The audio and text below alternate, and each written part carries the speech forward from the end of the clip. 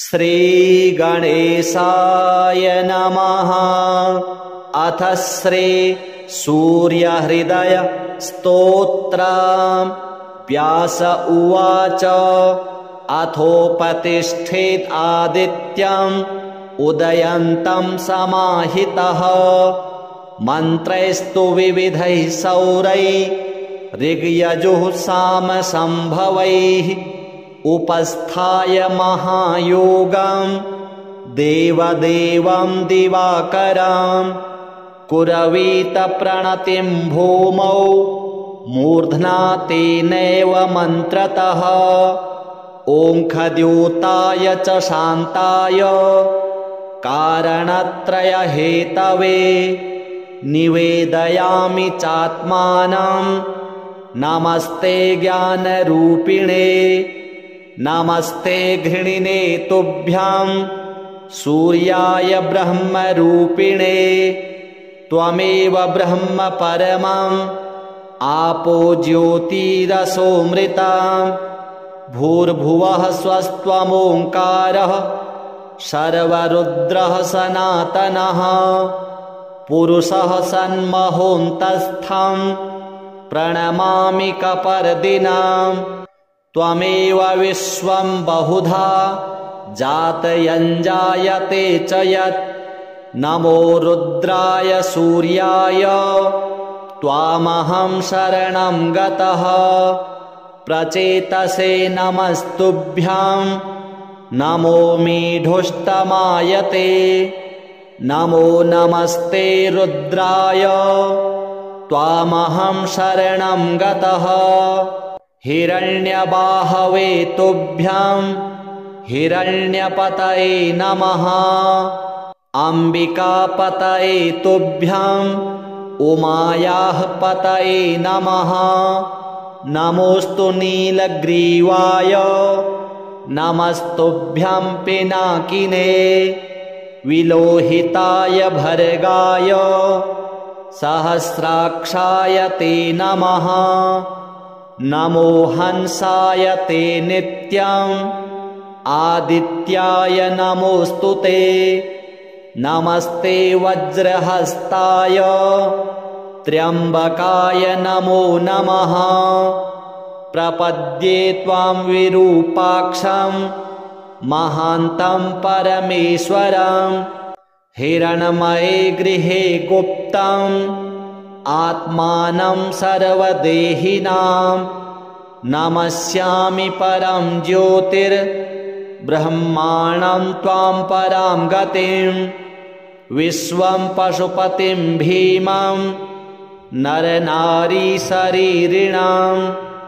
नमः सूर्याय रुद्राय भास्वते परमेष्ठिने उग्राय सर्वभक्षाय त्वां प्रपद्ये सदैव हि एतद्वै सूर्यहृदयं जप्त्वास्तवमनुत्तमं प्रातःकालेऽथ मध्याह्ने नमस्कुर्याद्दिवाकरम् इदं पुत्राय शिष्याय धार्मिकाय द्विजातये प्रदेयं सूर्यहृदयं ब्रह्मणा तु प्रदर्शितं सर्वपापप्रशमनं वेदसारसमुद्भवं ब्राह्मणानां हितं पुण्यं ऋषिसङ्घैर्निसेवितम् अथागम्य गृहं विप्रः समाचम्य यथाविधि प्रज्वाल्य वह्निं विधिवत् जुहुयाज्जातवेदसां ऋत्विक्पुत्रोऽथ पत्नी वा शिष्यो वापि सहोदरः प्राप्यानुज्ञां विशेषेण जुहुयुर्वा यथाविधि पवित्रपाणिः पूतात्मा शुक्लाम्बरधरः शुचिः अनन्यमानसो वह्निं जुहुयात् संयतेन्द्रियः श्रीसूर्यार्पणमस्तु। अथोपतिष्ठेत् आदित्यम् उदयन्तं समाहितः मन्त्रैस्तु विविधैः सौरैः ऋग्यजुः सामसंभवैः उपस्थाय महायोगं देवदेवं दिवाकरं कुरवीत प्रणतिं भूमौ मूर्ध्ना तेनैव मन्त्रतः ओङ्खद्योताय च शान्ताय कारणत्रयहेतवे निवेदयामि चात्मानं नमस्ते ज्ञानरूपिणे नमस्ते घृणिने तुभ्यां सूर्याय ब्रह्मरूपिणे त्वमेव ब्रह्म परमम् आपो ज्योतिरसोऽमृतम् भूर्भुवः स्वस्त्वमोङ्कारः सर्वरुद्रः सनातनः पुरुषः सन्महोऽन्तस्थं प्रणमामि कपर्दिनाम् त्वमेव विश्वं बहुधा जातयञ्जायते च यत् नमो रुद्राय सूर्याय त्वामहं शरणं गतः प्रचेतसे नमस्तुभ्यां नमो मीढुष्टमायते नमो नमस्ते रुद्राय त्वामहं शरणं गतः हिरण्यबाहवे तुभ्यां हिरण्यपतये नमः अम्बिकापतये तुभ्यां उमायाः पतये नमः नमोऽस्तु नीलग्रीवाय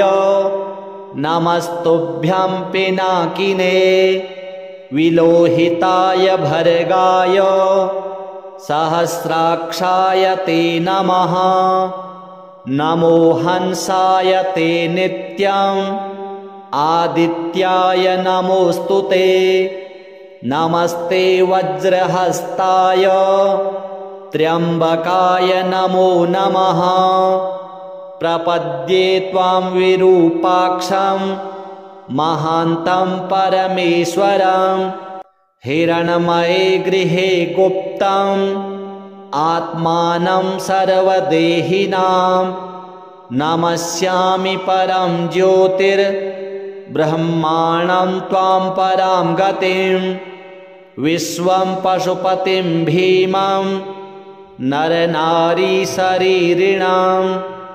नमः सूर्याय रुद्राय भास्वते परमेष्ठिने उग्राय सर्वभक्षाय त्वां प्रपद्ये सदैव हि एतद्वै सूर्यहृदयं जप्त्वास्तवमनुत्तमं प्रातःकालेऽथ मध्याह्ने नमस्कुर्याद्दिवाकरम् इदं पुत्राय शिष्याय धार्मिकाय द्विजातये प्रदेयं सूर्यहृदयं ब्रह्मणा तु प्रदर्शितं सर्वपापप्रशमनं वेदसारसमुद्भवं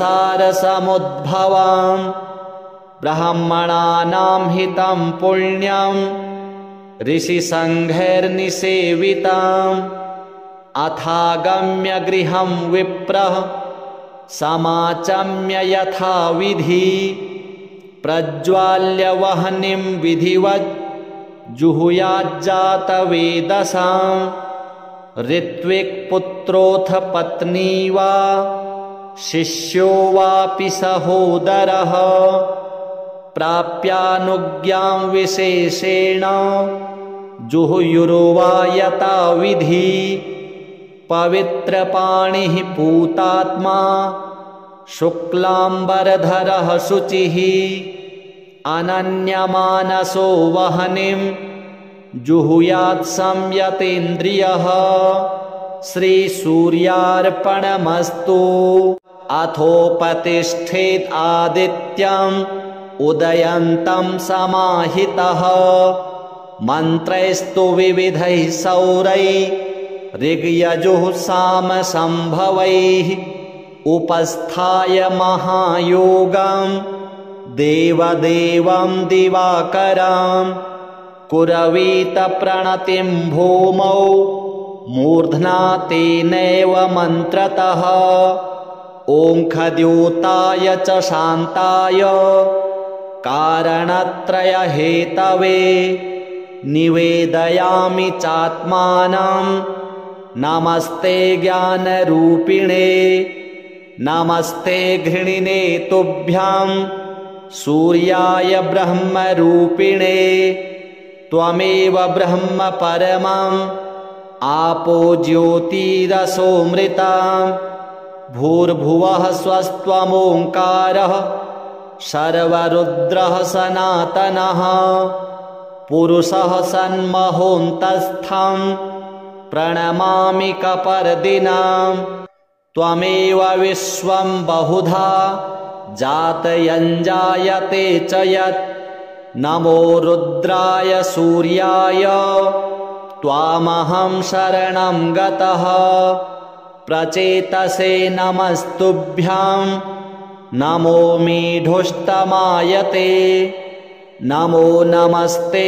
रुद्राय त्वामहं शरणं गतः हिरण्यबाहवे तुभ्यां हिरण्यपतये नमः अम्बिकापतये तुभ्यां उमायाः पतये नमः नमोऽस्तु नीलग्रीवाय नमस्तुभ्यं पिनाकिने विलोहिताय भर्गाय सहस्राक्षाय ते नमः नमो हंसाय ते नित्यम् आदित्याय नमोऽस्तु ते नमस्ते वज्रहस्ताय त्र्यम्बकाय नमो नमः प्रपद्ये त्वां विरूपाक्षं महान्तं परमेश्वरं हिरण्मये गृहे गुप्तम् आत्मानं सर्वदेहिनां नमस्यामि परं ज्योतिर्ब्रह्माणं त्वां परां गतिं विश्वं पशुपतिं भीमं नरनारीशरीरिणां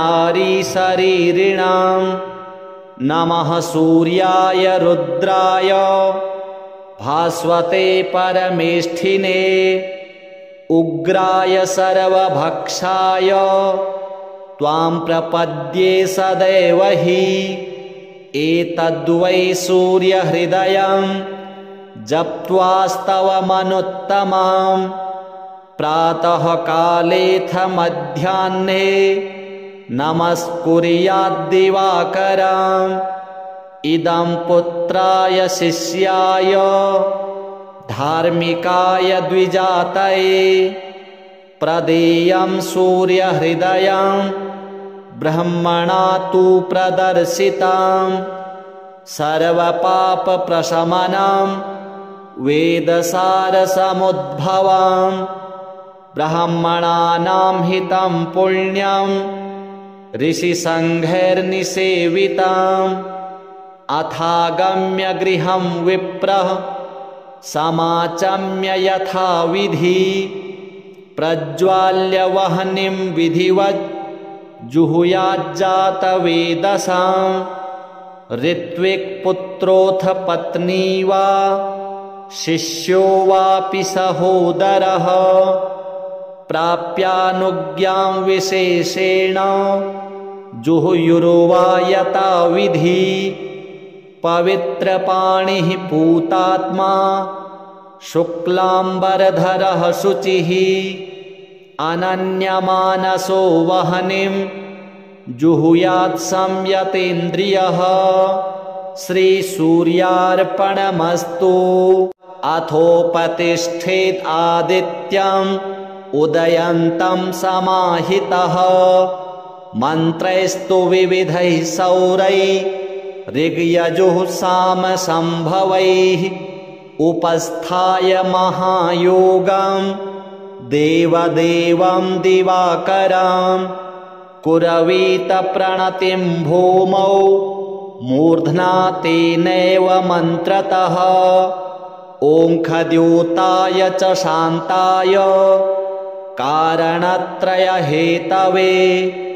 निवेदयामि चात्मानं नमस्ते ज्ञानरूपिणे नमस्ते घृणिने तुभ्यां सूर्याय ब्रह्मरूपिणे त्वमेव ब्रह्म परमम् आपो ज्योतिरसोऽमृता भूर्भुवः स्वस्त्वमोङ्कारः सर्वरुद्रः सनातनः पुरुषः सन्महोऽन्तस्थं प्रणमामि कपर्दिनां त्वमेव विश्वं बहुधा जातयञ्जायते च यत् नमो रुद्राय सूर्याय त्वामहं शरणं गतः प्रचेतसे नमस्तुभ्यां नमो मीढुष्टमायते नमो नमस्ते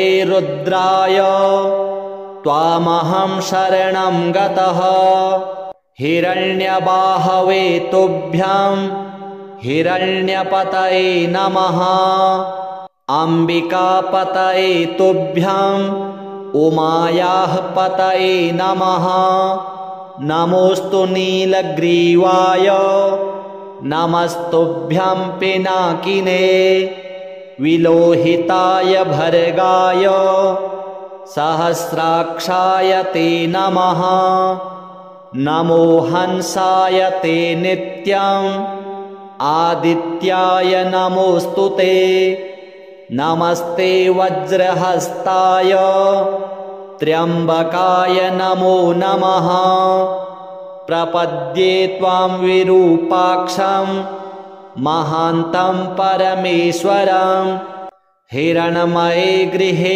गुप्तम् आत्मानं सर्वदेहिनां नमस्यामि परं ज्योतिर्ब्रह्माणं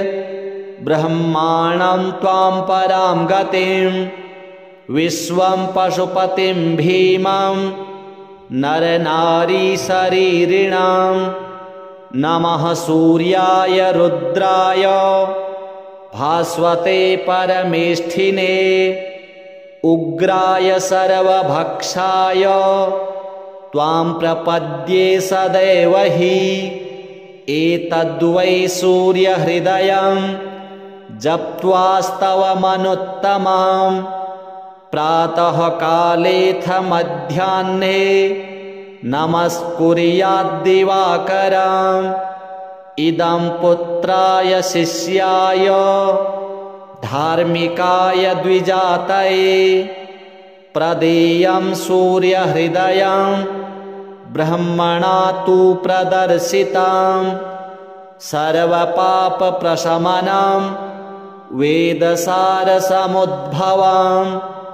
ब्राह्मणानां हितं पुण्यं ऋषिसङ्घैर्निसेवितम् अथागम्य गृहं विप्रः समाचम्य यथाविधि प्रज्वाल्य वह्निं विधिवत् जुहुयाज्जातवेदसां ऋत्विक्पुत्रोऽथ पत्नी वा शिष्यो वापि सहोदरः प्राप्यानुज्ञां विशेषेण जुहुयुर्वा यथाविधि पवित्रपाणिः पूतात्मा शुक्लाम्बरधरः शुचिः अनन्यमानसो वह्निं जुहुयात् संयतेन्द्रियः श्रीसूर्यार्पणमस्तु अथोपतिष्ठेत् आदित्यम् उदयन्तं समाहितः मन्त्रैस्तु विविधैः सौरैः ऋग्यजुः सामसम्भवैः उपस्थाय महायोगं देवदेवं दिवाकरं कुरवीत प्रणतिं भूमौ मूर्ध्ना तेनैव मन्त्रतः ओङ्खद्योताय च शान्ताय कारणत्रयहेतवे निवेदयामि चात्मानं नमस्ते ज्ञानरूपिणे नमस्ते घृणिने तुभ्यां सूर्याय ब्रह्मरूपिणे त्वमेव ब्रह्म परमम् आपो ज्योतिरसोऽमृता भूर्भुवः स्वस्त्वमोङ्कारः सर्वरुद्रः सनातनः पुरुषः सन्महोऽन्तस्थं प्रणमामि कपर्दिनां त्वमेव विश्वं बहुधा जातयञ्जायते च यत् नमो रुद्राय सूर्याय त्वामहं शरणं गतः प्रचेतसे नमस्तुभ्यां नमो मीढुष्टमायते नमो नमस्ते रुद्राय त्वामहं शरणं गतः हिरण्यबाहवे तुभ्यां हिरण्यपतये नमः अम्बिकापतये तुभ्यां उमायाः पतये नमः नमोऽस्तु नीलग्रीवाय नमस्तुभ्यं पिनाकिने विलोहिताय भर्गाय सहस्राक्षाय ते नमः नमो हंसाय ते नित्यम् आदित्याय नमोऽस्तु ते नमस्ते वज्रहस्ताय त्र्यम्बकाय नमो नमः प्रपद्ये त्वां विरूपाक्षं महान्तं परमेश्वरं हिरण्मये गृहे गुप्तम् आत्मानं सर्वदेहिनां नमस्यामि परं ज्योतिर्ब्रह्माणं त्वां परां गतिं विश्वं पशुपतिं भीमं नरनारीशरीरिणां नमः सूर्याय रुद्राय भास्वते परमेष्ठिने उग्राय सर्वभक्षाय त्वां प्रपद्ये सदैव हि एतद्वै सूर्यहृदयं जप्त्वास्तवमनुत्तमं प्रातःकालेऽथ मध्याह्ने नमस्कुर्याद्दिवाकरम् इदं पुत्राय शिष्याय धार्मिकाय द्विजातये प्रदेयं सूर्यहृदयं ब्रह्मणा तु प्रदर्शितं सर्वपापप्रशमनं वेदसारसमुद्भवं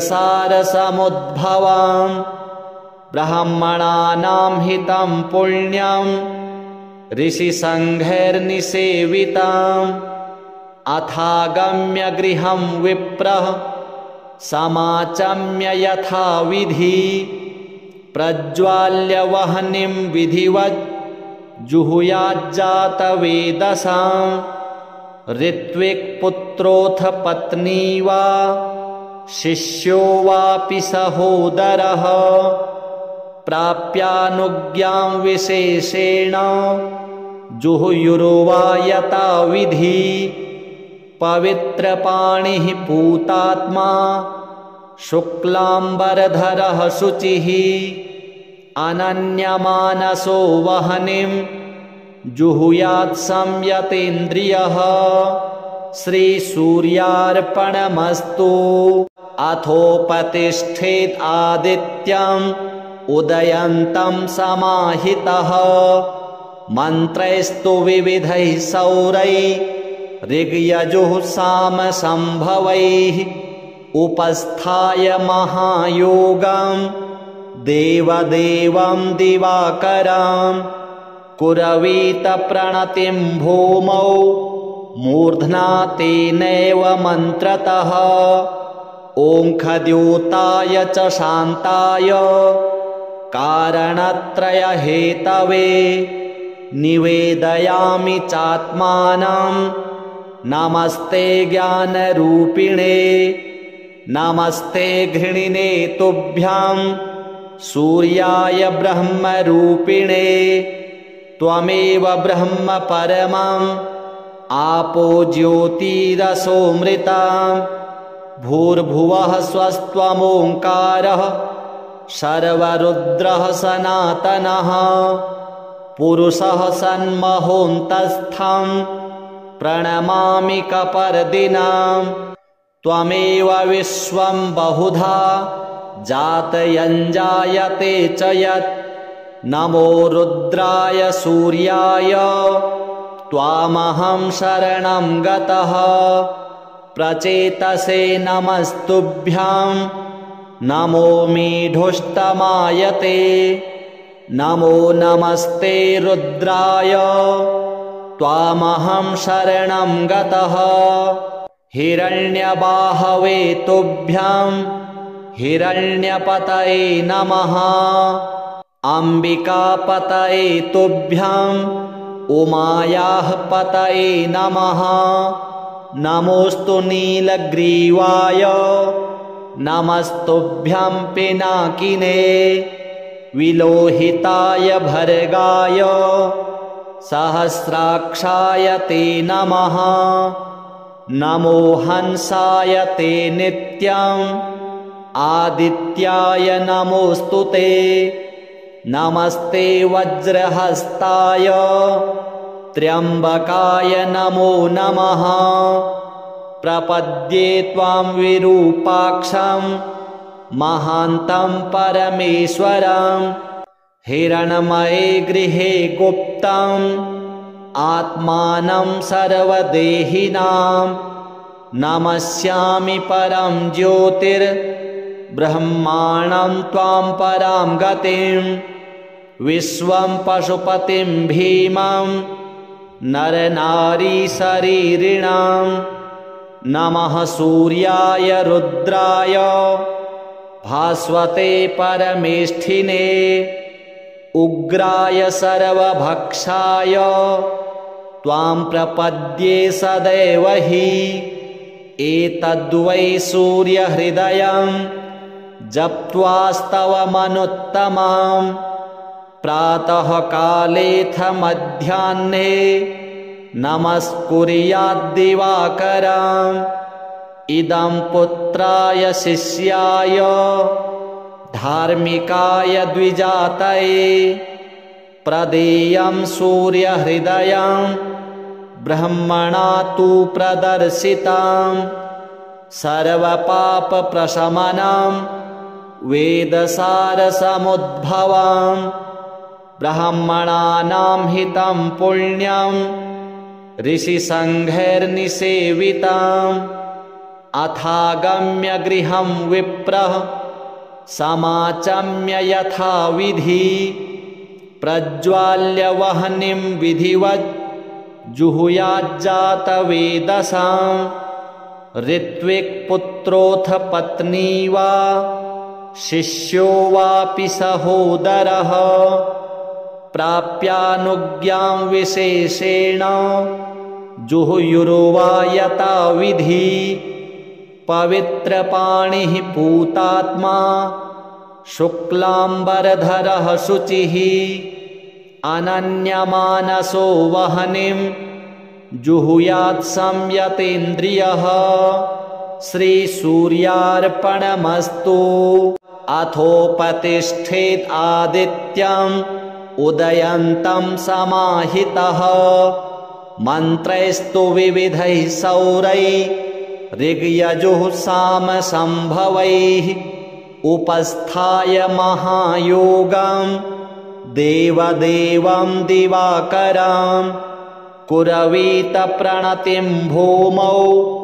मूर्ध्ना तेनैव मन्त्रतः ओङ्खद्योताय च शान्ताय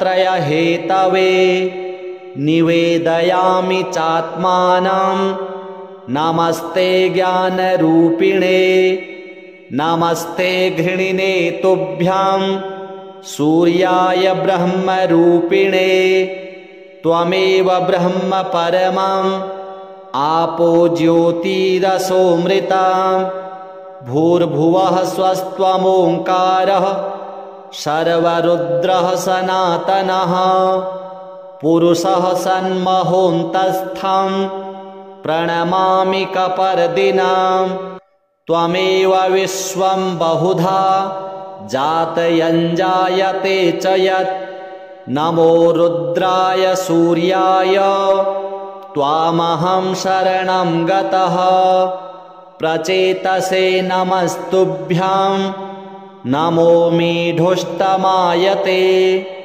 नमो नमस्ते रुद्राय त्वामहं शरणं गतः हिरण्यबाहवे तुभ्यं हिरण्यपतये नमः अम्बिकापतये तुभ्यं उमायाः पतये नमः नमोऽस्तु नीलग्रीवाय नमस्तुभ्यं पिनाकिने विलोहिताय भर्गाय सहस्राक्षाय ते नमः नमो हंसाय ते नित्यं आदित्याय नमोऽस्तु ते नमस्ते वज्रहस्ताय त्र्यम्बकाय नमो नमः प्रपद्ये त्वां विरूपाक्षं महान्तं परमेश्वरं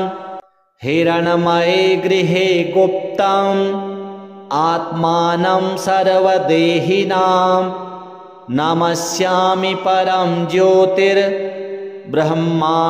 त्वां परां गतिं विश्वं पशुपतिं भीमं नरनारीशरीरिणां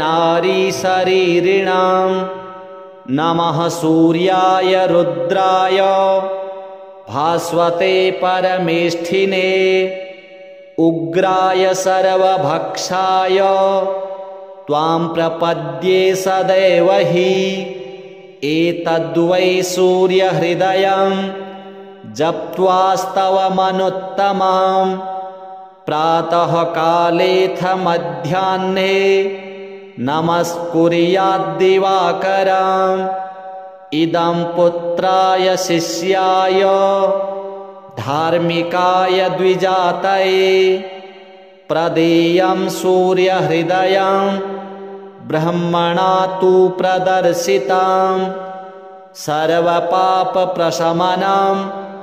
वेदसारसमुद्भवं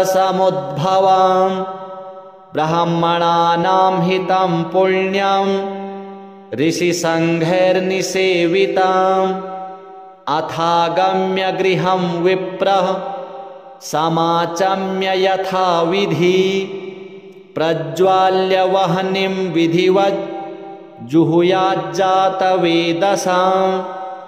ऋत्विक्पुत्रोऽथ पत्नी वा शिष्यो वापि सहोदरः प्राप्यानुज्ञां विशेषेण जुहुयुर्वा यथाविधि पवित्रपाणिः पूतात्मा शुक्लाम्बरधरः शुचिः अनन्यमानसो वह्निं जुहुयात् संयतेन्द्रियः श्रीसूर्यार्पणमस्तु अथोपतिष्ठेत् आदित्यम् उदयन्तं समाहितः मन्त्रैस्तु विविधैः सौरैः ऋग्यजुः सामसम्भवैः उपस्थाय महायोगं देवदेवं दिवाकरं कुरवीत प्रणतिं भूमौ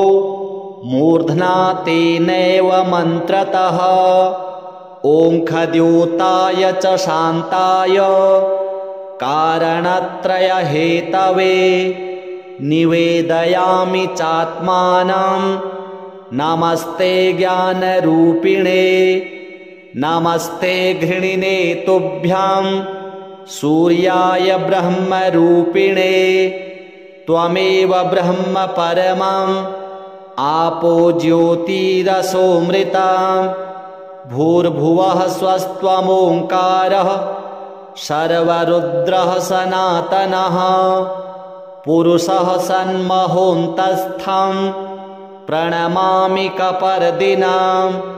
त्वमेव विश्वं बहुधा जातयञ्जायते च यत् नमो रुद्राय सूर्याय त्वामहं शरणं गतः।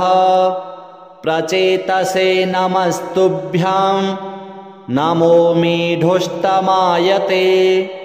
नमो नमस्ते रुद्राय त्वामहं शरणं गतः।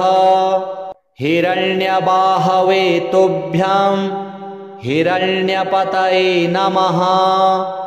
अम्बिकापतये तुभ्यं उमायाः पतये नमः। नमोऽस्तु नीलग्रीवाय नमस्तुभ्यं पिनाकिने। विलोहिताय भर्गाय सहस्राक्षाय ते नमः। नमो हंसाय ते नित्यं आदित्याय नमोऽस्तु ते। नमस्ते वज्रहस्ताय त्र्यम्बकाय नमो नमः। प्रपद्ये त्वां विरूपाक्षं महान्तं परमेश्वरं। हिरण्मये गृहे गुप्तम् आत्मानं सर्वदेहिनां। नमस्यामि परं ज्योतिर्ब्रह्माणं त्वां परां गतिं। विश्वं पशुपतिं भीमं नरनारीशरीरिणां। नमः सूर्याय रुद्राय भास्वते परमेष्ठिने। उग्राय सर्वभक्षाय त्वां प्रपद्ये सदैव हि। एतद्वै सूर्यहृदयं जप्त्वास्तवमनुत्तमं। प्रातः कालेऽथ मध्याह्ने नमस्कुर्याद्दिवाकरम्। इदं पुत्राय शिष्याय धार्मिकाय द्विजातये। प्रदेयं सूर्यहृदयं ब्रह्मणा तु प्रदर्शितं। सर्वपापप्रशमनं वेदसारसमुद्भवं। ब्राह्मणानां हितं पुण्यं ऋषिसङ्घैर्निसेवितम्। अथागम्य गृहं विप्रः समाचम्य यथाविधि। प्रज्वाल्य वह्निं विधिवत् जुहुयाज्जातवेदसां। ऋत्विक्पुत्रोऽथ पत्नी वा शिष्यो वापि सहोदरः। प्राप्यानुज्ञां विशेषेण जुहुयुर्वा यथाविधि। पवित्रपाणिः पूतात्मा शुक्लाम्बरधरः शुचिः। अनन्यमानसो वह्निं जुहुयात् संयतेन्द्रियः। श्रीसूर्यार्पणमस्तु। अथोपतिष्ठेत् आदित्यम् उदयन्तं समाहितः। मन्त्रैस्तु विविधैः सौरैः ऋग्यजुः सामसंभवैः।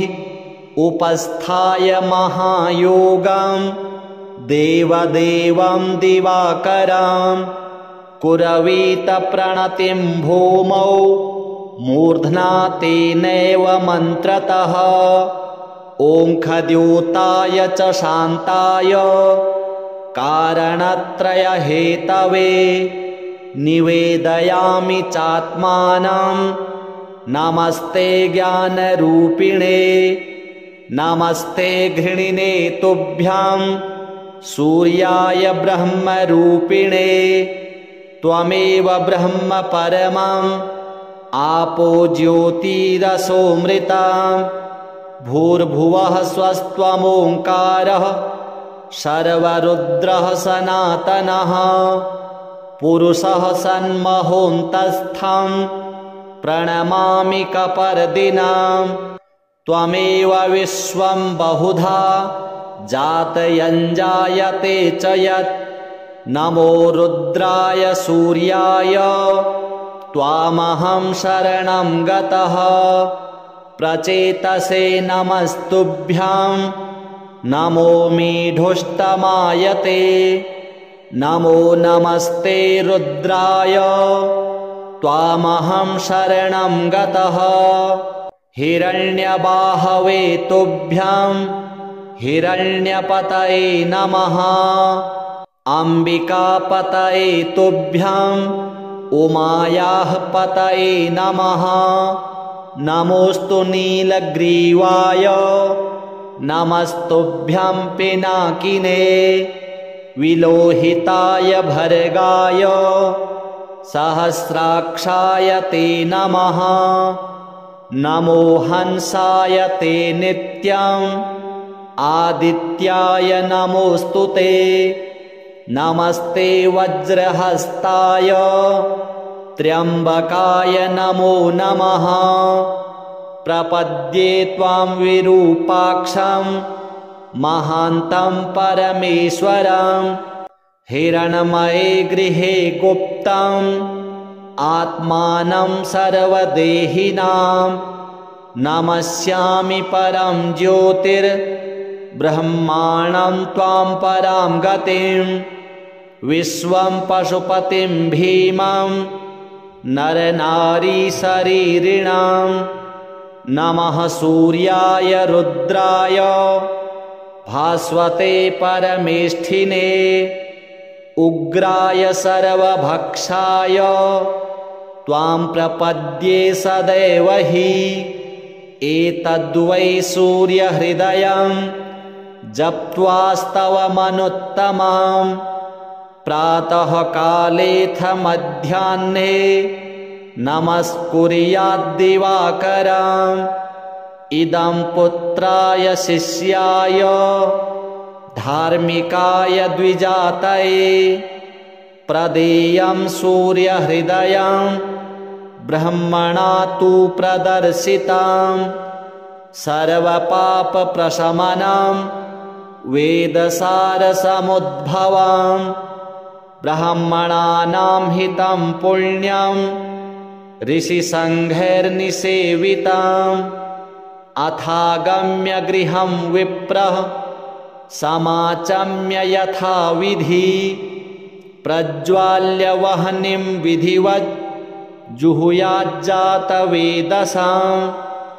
ऋत्विक्पुत्रोऽथ पत्नी वा शिष्यो वापि सहोदरः प्राप्यानुज्ञां विशेषेण जुहुयुर्वा यथाविधि पवित्रपाणिः पूतात्मा शुक्लाम्बरधरः शुचिः अनन्यमानसो वह्निं जुहुयात् संयतेन्द्रियः श्रीसूर्यार्पणमस्तु अथोपतिष्ठेत् आदित्यम् उदयन्तं समाहितः मन्त्रैस्तु विविधैः सौरैः ऋग्यजुः सामसंभवैः उपस्थाय महायोगं देवदेवं दिवाकरं कुरवीत प्रणतिं भूमौ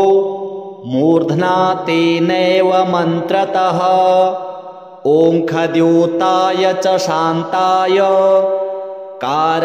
कारणत्रयहेतवे निवेदयामि चात्मानं नमस्ते ज्ञानरूपिणे नमस्ते घृणिने तुभ्यं सूर्याय ब्रह्मरूपिणे त्वमेव ब्रह्म परमम् आपो ज्योतिरसोऽमृतं भूर्भुवः स्वस्त्वमोङ्कारः सर्वरुद्रः सनातनः पुरुषः सन्महोऽन्तस्थं प्रणमामि कपर्दिनं त्वमेव विश्वं बहुधा जातयञ्जायते च यत् नमो रुद्राय सूर्याय त्वामहं शरणं गतः प्रचेतसे नमस्तुभ्यं नमो मीढुष्टमायते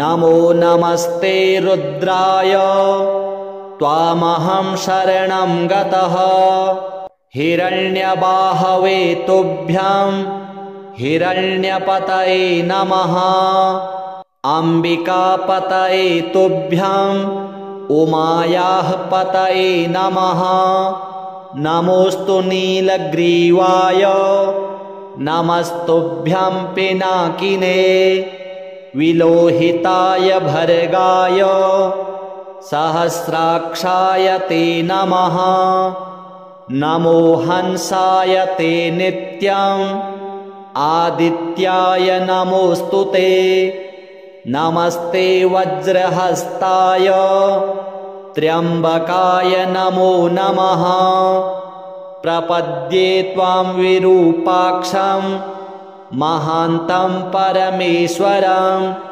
हिरण्मये गृहे गुप्तम् आत्मानं सर्वदेहिनां नमस्यामि परं ज्योतिर्ब्रह्माणं त्वां परां गतिं विश्वं पशुपतिं भीमं नरनारीशरीरिणां नमः सूर्याय रुद्राय भास्वते परमेष्ठिने उग्राय सर्वभक्षाय त्वां प्रपद्ये सदैव हि एतद्वै सूर्यहृदयं जप्त्वास्तवमनुत्तमं प्रातःकालेऽथ मध्याह्ने नमस्कुर्याद्दिवाकरम् इदं पुत्राय शिष्याय धार्मिकाय द्विजातये प्रदेयं सूर्यहृदयं ब्रह्मणा तु प्रदर्शितं सर्वपापप्रशमनं वेदसारसमुद्भवं ब्राह्मणानां हितं पुण्यं ऋषिसङ्घैर्निसेवितम् अथागम्य गृहं विप्रः समाचम्य यथाविधि प्रज्वाल्य वह्निं विधिवत् जुहुयाज्जातवेदसां ऋत्विक्पुत्रोऽथ पत्नी वा शिष्यो वापि सहोदरः प्राप्यानुज्ञां विशेषेण जुहुयुर्वा यथाविधि पवित्रपाणिः पूतात्मा शुक्लाम्बरधरः शुचिः अनन्यमानसो वह्निं जुहुयात् संयतेन्द्रियः श्रीसूर्यार्पणमस्तु अथोपतिष्ठेत् आदित्यम् उदयन्तं समाहितः मन्त्रैस्तु विविधैः सौरैः ऋग्यजुः सामसंभवैः उपस्थाय महायोगं देवदेवं दिवाकरं कुरवीत प्रणतिं भूमौ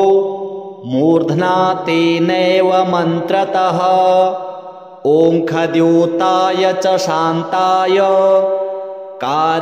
कारणत्रयहेतवे निवेदयामि चात्मानं नमस्ते ज्ञानरूपिणे नमस्ते घृणिने तुभ्यं सूर्याय ब्रह्मरूपिणे त्वमेव ब्रह्म परमम् आपो ज्योतिरसोऽमृतं भूर्भुवः स्वस्त्वमोङ्कारः सर्वरुद्रः सनातनः पुरुषः सन्महोऽन्तस्थं प्रणमामि कपर्दिनं त्वमेव विश्वं बहुधा जातयञ्जायते च यत् नमो रुद्राय सूर्याय त्वामहं शरणं गतः प्रचेतसे नमस्तुभ्यं नमो मीढुष्टमायते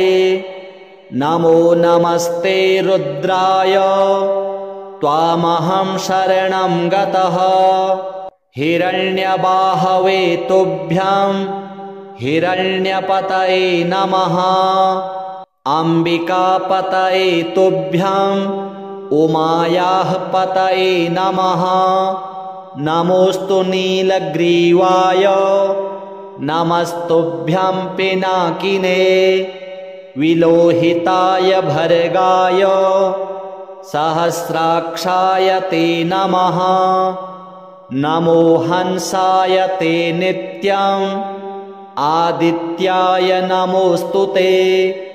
नमस्ते वज्रहस्ताय त्र्यम्बकाय नमो नमः। प्रपद्ये त्वां विरूपाक्षं महान्तं परमेश्वरं।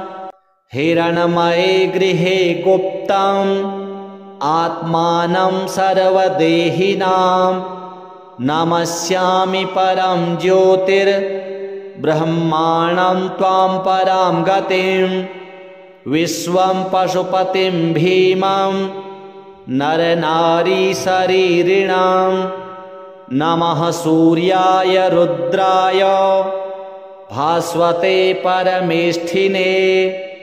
उग्राय सर्वभक्षाय त्वां प्रपद्ये सदैव हि। एतद्वै सूर्यहृदयं जप्त्वास्तवमनुत्तमम्।